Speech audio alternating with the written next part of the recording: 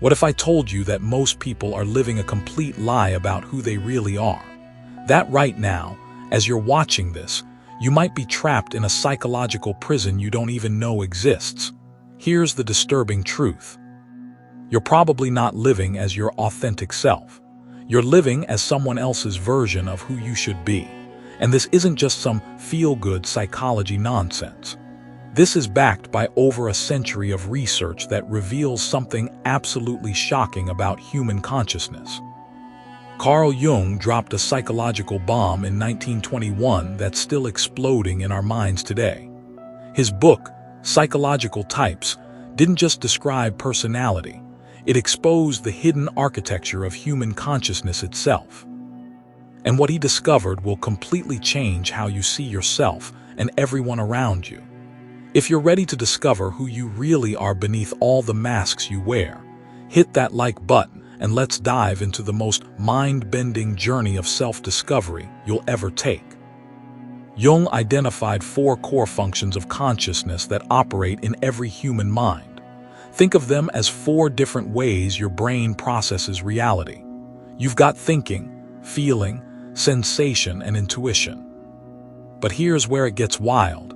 Each of these functions can operate in 2 completely different directions, inward or outward. Jung called these introversion and extroversion. Now, most people think introversion just means being shy and extroversion means being social. Dead wrong. This is about the fundamental direction of your psychological energy. Are you primarily focused on your inner world of thoughts and feelings, or are you constantly engaging with the external world around you? Here's what's absolutely fascinating. You don't use all 4 functions equally. One becomes your dominant function, your psychological superpower. It's paired with a secondary function that supports it. These 2 functions become your conscious personality, the you that you identify with every day. But here's where things get disturbing. The other 2 functions, they're largely unconscious. Your third function is less developed, hanging out in the shadows of your awareness. And your fourth function, Jung called it the inferior function, is completely buried in your unconscious mind. It's a source of chaos, errors, and psychological complexes that can sabotage your entire life. But wait, it gets even more interesting. This inferior function isn't just a weakness. It's actually your secret gateway to wholeness. It's the bridge to what Jung called the self, your total personality, including everything you've rejected about yourself. Think about this for a moment. The very thing that causes you the most psychological pain might be the key to your greatest transformation. How's that for a plot twist? Jung discovered that these functions follow ancient archetypal patterns. Thinking corresponds to air, feeling to water, sensation to earth, and intuition to fire. Your psyche is literally structured like the classical elements that humans have recognized for thousands of years. We're dealing with something much deeper than just personality preferences here. Most of us get stuck living as psychological fragments.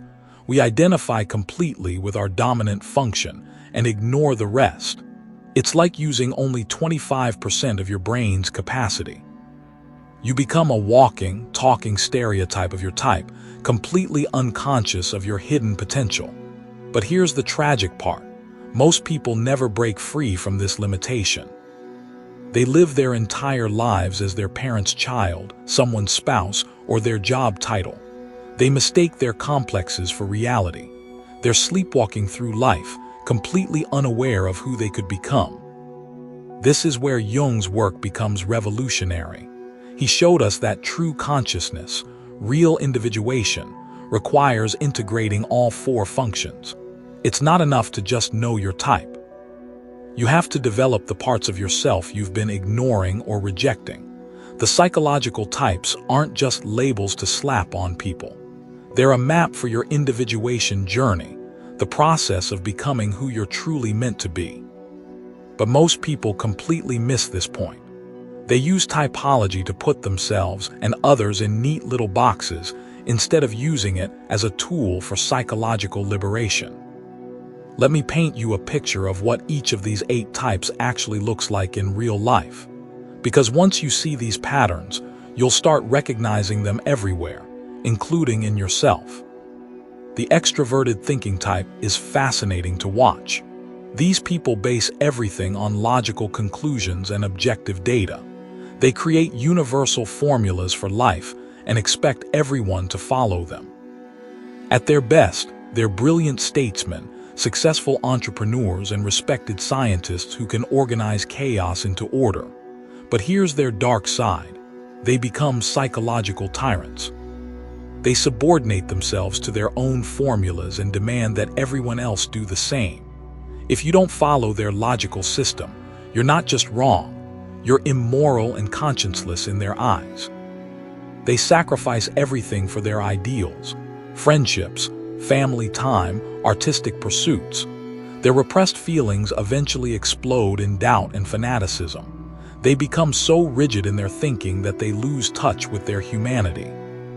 Their families see them as tyrants, while the world celebrates their supposed greatness. The extroverted feeling type operates completely differently. They're oriented by objective emotional values, constantly adjusting to external influences to maintain harmony. They'll call a painting beautiful not because they personally love it, but because it's famous or because praising it creates a pleasant atmosphere. This isn't fake, it's their authentic way of connecting with the world. They seek to merge emotionally with others, creating shared experiences. They're responsible for concerts, theater audiences, fashion trends, and every harmonious social gathering you've ever enjoyed. But they pay a price. They suppress their thinking function so completely that their unconscious becomes filled with primitive, negative thoughts. Their inner critic becomes vicious and infantile, sabotaging them from within. Extroverted sensation types are the masters of tangible reality. They have an incredible grasp of concrete experiences and objective facts. They live fully in the present moment, absorbing every texture, smell, sight, sound, and taste the world offers. These are the people who can navigate any city, keep their spaces organized, never lose their keys, and always arrive on time. They make excellent engineers, athletes, and business people. They're great company because they pay attention to external details. They dress well, create comfortable environments, and know how to enjoy life's pleasures. But they've got a blind spot. Anything that comes from inside feels morbid to them. They explain every internal experience through external causes. Mood changes get blamed on the weather. Psychological conflicts are dismissed as imagination. In extreme cases, they become crude pleasure seekers, consumed by jealousy and anxiety. The extroverted intuitive type has an almost supernatural ability to sense possibilities. They can walk into an empty house and immediately see what it could become, which walls painted what colors, where furniture should go, the complete transformation potential. While sensation types see only what's in front of them, intuitives see the same scene completely transformed. They have absolute loyalty to their visions and submit to their authority. They're natural entrepreneurs, investors, and visionaries who can kindle enthusiasm for anything new. They're danger. They spend all their time and energy on possibilities, especially other people's possibilities, and never realize anything themselves. They chase excitement and freedom, but feel imprisoned once they've exhausted each new opportunity. They neglect their physical needs so completely that they often develop serious health problems from ignoring hunger, fatigue, and bodily stress. Now let's flip. The introverted thinking type is driven by ideas that come from within, not from external data. They follow their thoughts inward, constantly checking whether ideas align with their inner truth, regardless of what others think. These are your classic absent-minded professors, charming in their detachment from practical concerns, but potentially frustrating to live with. They often struggle to express love, not because they don't feel it, but because they're clueless about how to show it objectively. They're stubborn about their ideas and will let themselves be exploited as long as they can pursue their thoughts in peace. But criticize their ideas. They'll unleash vicious personal attacks. They seem inconsiderate and arrogant to casual acquaintances, but their closest friends treasure their intimacy. In extreme cases, they become so attached to their inner images that they lose all connection with external reality, becoming isolated from everyone who matters to them. Introverted feeling types appear calm on the surface, but still waters run deep. They're often silent, hard to understand, sometimes hiding behind childish masks. Their temperament tends toward melancholy, and their true motives remain hidden. They don't shine or reveal themselves easily. Their lack of desire to impress others can make them seem indifferent, cold, or even stupid, but this is completely misleading. Their wordless expression often solves underlying emotional problems better than any amount of reassuring conversation. They might express their deep feelings through secret spirituality or intimate poetry that they keep carefully hidden. They carry a mysterious power that can be terrifyingly fascinating to others, especially thinking types who are drawn to what they've repressed in their own unconscious. Their shadow side involves heightened sensitivity to what others think, often perceiving negative thoughts and schemes that may not even exist. This leads to fatigue, stress, and eventual deterioration into superficial control through vanity and authoritarian dominance. The introverted sensation type absorbs incredible detail from their environment, but processes it all internally. When someone enters a room, they notice every detail, the way the person walks, facial expressions, clothing, everything. But outwardly, they might look like a piece of wood with no reaction at all. Their inner reactions are intense and complex, but their outer responses come with a delay. They're the people who laugh last at jokes because they're processing everything internally first. They're focused on finding order, organizing experience, and monitoring their body's comfort, trying to avoid overstimulation. In extreme cases, they develop an illusory conception of reality where they can no longer distinguish between objects and their subjective perceptions.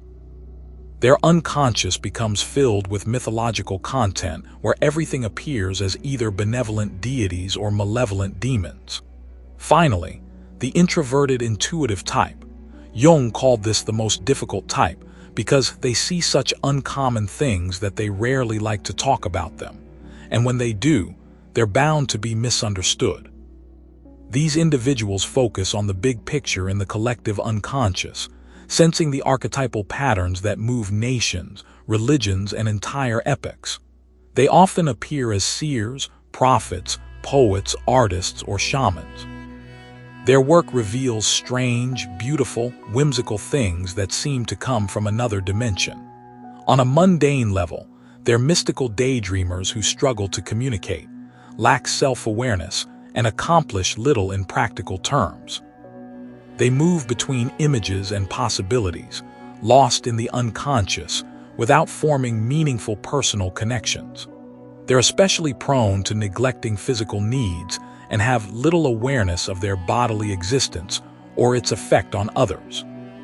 To extroverts, they seem completely detached from reality, lost in fruitless fantasies. They get lost, miss appointments, and are terrible lovers because they're so disconnected from their bodies. But Jung pointed out something crucial. Both introverted intuitive and introverted sensation types, though they might seem useless from an extroverted perspective, are actually invaluable. They're living proof that our rich, varied world exists not just externally but internally as well. They're educators and promoters of culture in their own way. Their lives teach more than their words ever could. Now, here's where this gets really mind-bending. A psychiatrist named John Beebe took Jung's work and expanded it into something even more revolutionary. Instead of just 4 functions, Beebe identified 8 complete forms of consciousness within every single person. Think about this. You don't just have one personality. You have 8 different archetypal personalities operating within your psyche, each one trying to express itself. It's like having an entire cast of characters in the theater of your mind. Beebe discovered that each of these 8 functions is connected to a specific archetype. Your dominant function operates through the hero or heroine archetype, your area of strength and pride, your sense of competence and mastery. This is where your individuation journey begins. Your secondary function works through the parent archetype, nurturing, protecting, and fostering growth in others. This is your ability to mentor and guide. Your tertiary function embodies the eternal child, playful, creative, but also vulnerable and immature. It's talented but unstable, always needing support and guidance. Your inferior function carries the anima or animus, the contrasexual archetype that's often a source of shame, but also your gateway to the unconscious and wholeness. But here's where it gets dark. Each of these conscious functions has a shadow counterpart operating in your unconscious.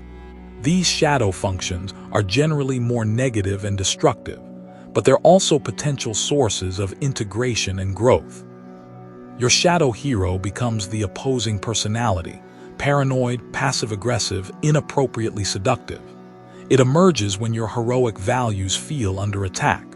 Your shadow parent becomes the senex or witch, critical, controlling, shaming, and blaming others. They freeze people in their tracks and make them doubt their worth. Your shadow child becomes the trickster, manipulative, mischievous, creating double binds and impossible situations where nobody can win. Your shadow anima or animus becomes the demonic personality, undermining yourself and others in ways that seem mysterious even to yourself. Let me give you a real example of how this works.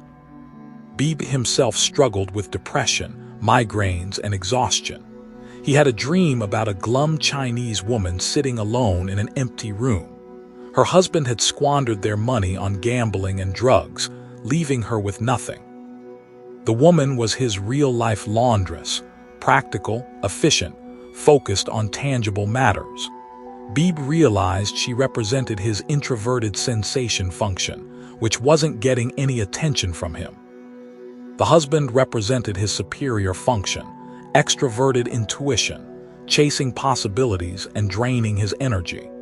When Beebe started paying attention to his body while listening to patients, noticing his breathing, feeling his physical sensations, he discovered that his body was giving him information about his patients that dream interpretation never could. If his stomach felt tense, his patient was feeling uptight. By attending to these bodily clues, his therapy became more effective and he stopped getting headaches. Later, he dreamed of the Chinese laundress looking happier because her husband had started taking her out for ice cream. His introverted sensation was finally getting the attention it needed. This is the power of understanding your complete psychological architecture. When you ignore parts of yourself, they don't just disappear, they sabotage you from the unconscious. When you learn to integrate them, they become sources of wisdom and strength. Your superior hero and inferior anima or animus form what Beebe calls the spine of personality, your relationship to yourself. This is your core identity, establishing both your greatest strengths and weaknesses. Integrity comes from having appropriate pride in your strengths while accepting your weaknesses and holding that tension of opposites. Your auxiliary and tertiary functions form the arms of personality, your relationship to others. This is how you care for others and are cared for by them. Some people define their whole lives according to this axis, greatly concerned about how they treat others but with little curiosity about who they really are. The shadow functions can be incredibly destructive, but they're also opportunities for growth. When a patient told Beebe about hearing an inner voice saying, "You're nothing," this was his demonic personality speaking. But by learning to dialogue with this voice instead of being victimized by it, the patient was able to make a major career change that aligned with his deeper values. The demon became a daimon, a guiding spirit leading to higher integration and ethical development. Here's what most people don't understand. These archetypes aren't just abstract concepts. They're living energies within your psyche, seeking expression. When you don't give them conscious outlets, they'll find unconscious ones, often in ways that sabotage your life. The goal isn't to eliminate any of these functions or archetypes. It's to develop consciousness about all of them so you can use the right function at the right time in the right way. True psychological development involves learning to summon different aspects of yourself as situations require. When you can translate emotions into images, finding the pictures hidden in your feelings, you become inwardly calm and reassured. But if you leave those images buried in emotions, they can tear you apart from the inside. Jung said something that should chill you to the bone. When an inner situation is not made conscious, it happens outside as fate. Think about that. If you don't gain control over the images within you, they'll gain control over you. The patterns operating in your unconscious will manifest as external events that seem to happen to you, but are actually expressions of your inner conflicts. This is why understanding your psychological type isn't just interesting, it's essential for taking control of your life. Most people are completely unconscious victims of their own psychological patterns. They think life is happening to them when actually, their unconscious is creating their external reality. But once you understand these patterns, once you can see the archetypal energies operating within you, you can start making conscious choices about how to express them. You can transform unconscious compulsions into conscious creativity. The journey from unconscious to conscious living isn't easy. It requires facing parts of yourself you've been rejecting your entire life. It means integrating your shadow, befriending your inferior function, and learning to dialogue with the archetypal energies that have been running your life from behind the scenes. But this is what real individuation looks like. Not just knowing your type, but becoming a conscious collaborator with all the different aspects of your psyche. Learning to be heroic when heroism is needed, parental when guidance is required, playful when creativity calls, and vulnerable when growth demands it. You have 8 complete forms of consciousness available to you. Most people only use 1 or 2 consciously. Imagine what becomes possible when you learn to access them all. This isn't just psychology, it's the technology of consciousness itself. Jung gave us the map. Beebe gave us the expanded territory. Now it's up to you to explore it. The question isn't whether you have these archetypal energies operating within you. You do, whether you're conscious of them or not. The question is whether you'll remain their unconscious victim or become their conscious director. Your psychological type isn't a limitation, it's a starting point. It's the beginning of a journey toward wholeness that most people never even know is possible. So here's my challenge to you. Start paying attention to the patterns in your life. Notice which function you rely on most heavily. Observe which situations trigger your shadow responses. Begin to dialogue with the parts of yourself you've been ignoring. Because the person you think you are right now, that's just the tip of the iceberg. Beneath the surface lies an entire archetypal cosmos waiting to be explored, integrated, and expressed consciously. The choice is yours. Remain a fragment of who you could be, or embark on the greatest adventure of human existence, the journey to becoming whole. Don't forget to subscribe if this content is opening new dimensions of self-understanding for you. And let me know in the comments which of these 8 types resonates most strongly with your experience. I read every single comment, and your insights help shape future content that can support your individuation journey. The path to consciousness isn't for everyone, but if you've made it this far, you're already demonstrating the kind of psychological courage that true transformation requires.